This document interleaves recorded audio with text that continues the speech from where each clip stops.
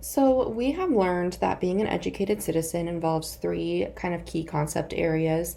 It involves being a change agent, a reflective individual, and an effective communicator. By utilizing these three concept areas, we really can become well rounded nurses in our future careers. So, my public issue, I chose substance use disorders among the homeless population. First, it's important to define what substance use disorders are. So, according to the Diagnostic and Statistical Manual of Mental Disorders, it defines substance use disorders as the recurrent use of alcohol and/or drugs that leads to significant impairment for the individual. So, when we look locally at Omaha, as of 2018, the city had an estimated 1,411 people experiencing homelessness. And the National Coalition for the Homeless found that in Omaha, 38% of people are alcohol dependent and 26% are dependent on harmful chemicals. So, when you really think about it, that's quite a large chunk of the homeless that are kind of experiencing this disorder. In 2020, Nebraska saw a 1.6% increase in homelessness from the previous year. However, of those reported, it was shown that substance use decreased by 10.26%. Here, it really should be noted that these numbers are self-reported, so that 10.26% really could be skewed if people are not being truthful on whether or not they really are abusing these substances chronically. So there's numerous resources in Omaha that this population can utilize, but two of the ones I'll touch on here. Centerpoint in Omaha, more than 50% of individuals who enter this campus are experiencing homelessness, and in 2019, they served about 3,300 people. And the Open Door mission, I believe was about as of 2020, they provided 152,323 nights of shelter. They served 1.27 million meals, celebrated 55 graduates, and they supplied rental assistance to 557 families, which is really amazing. So I chose this topic because I kind of always held a little bit of a soft spot in my heart for this vulnerable population. I have volunteered at the Open Door Mission in the past, especially, during those cold winter months when people are really susceptible to becoming ill, and mortality and morbidity may be on the rise.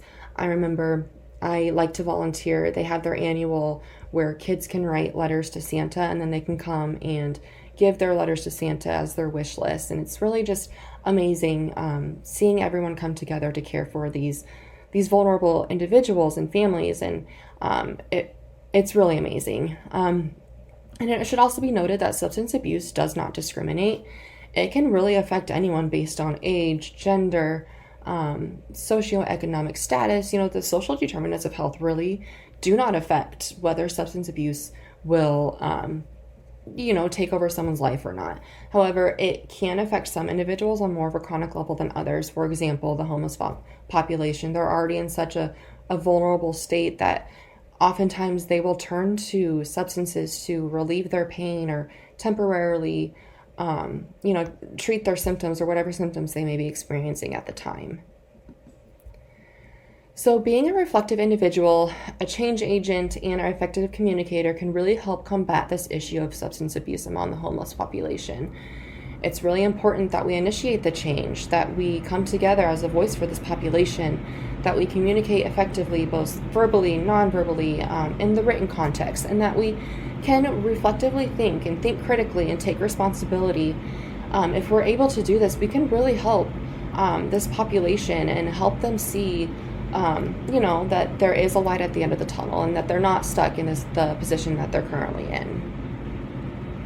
So my first experience as an effective communicator, I had the opportunity to care for a patient that had a fresh laryngectomy done. So he was trached, and so he could not communicate verbally. I had just started his tube feedings, and everything was going well when all of a sudden he had started motioning to me, and I couldn't understand what he was trying to tell me, what the message that he was trying to convey. And so working with his wife, we finally figured out that he was too full. He was trying to tell us that he was too full to continue his feedings. So it's really important to be able to utilize the skill of being able to read those nonverbal cues such as gestures, facial expressions, posture, things like that, because it really can be the difference between whether or not someone will face an adverse effect or not. So this experience will help me address my public issue by being able to read the body language and the nonverbal cues of those on the streets to kind of gauge their current mental and physical status. If they're not willing to talk to you, voluntarily or involuntarily, if you can read kind of their body language, it can kind of give you a general idea of what they may be feeling and what they may be going through at the moment. So my second effective communicator experience was when we were given an assignment in healthcare policy to write a paper over a chapter in the textbook that we did not discuss in class. So I chose to write my paper about infectious disease, given that it is so prevalent right now and so, just prevalent with the current pandemic that we're experiencing. Our world is so highly interconnected that millions of people are traveling every day, and it only takes, if one person on a plane is infected with a pathogen, it takes next to nothing to be able to spread that to their seatmate. And, when they get off the plane and go their separate ways, their seatmate will spread it to other people in their home, and that's how it can spread from country to country so quickly. So I wrote a paper about how, different ways to combat this and to really kind of take into consideration how serious this topic is. So effective communication, it's not only about the verbal and nonverbal, but written communication as well. In the healthcare world, we're constantly writing policies, updating laws, revising laws, stuff like that, that being able to write effectively and communicate is almost just as important, if not more, than being able to verbally and non-verbally communicate. So kind of like I said, this experience will help me to address this issue by taking part in writing policies or campaigns that can combat the issue of homelessness and substance abuse. I could work with local law enforcement, or I could work with, places such as the Open Door Mission to write marketing campaigns and really address to the public how pressing this issue really is. So my reflective individual reflection experience came during POP 2 clinical. I cared for a patient who was taking several medications. Two of those medications seemed to really contradict each other. I couldn't really figure out why we were giving them at the same time because they had kind of opposite effects on the body. So I researched why these drugs were being given at the same time, and after doing more research into the person's diagnostic background, I finally figured out, this is why this is happening. So it's always important to do research when you're questioning something, whether that be with medications or some other order from a doctor that you might not initially understand, because this can help prevent things such as sentinel events. So this experience will help me address my issue by utilizing my research skills in an inquisitive manner to address the reasons behind chronic substance use and abuse and reasons why an individual may become homeless. So my second reflective individual experience, honestly, is just this entire program that I've been doing since I started here in last August. This program has really challenged me to become an efficient, reflective individual. I had to quickly learn how to multitask and how to improve upon my organization and time management skills. It involves using, engaging your personal responsibility to really get things done, and taking personal responsibility for your own actions. By doing so, I was able to manage my time through this program, and my sense of responsibility really increased as the demands of this program also increased. So this experience will help me address my issue by encouraging this population to take responsibility by seeking out resources to improve their quality of life, really encouraging them to see that there is a light at the end of the tunnel, that these resources are right there at their fingertips.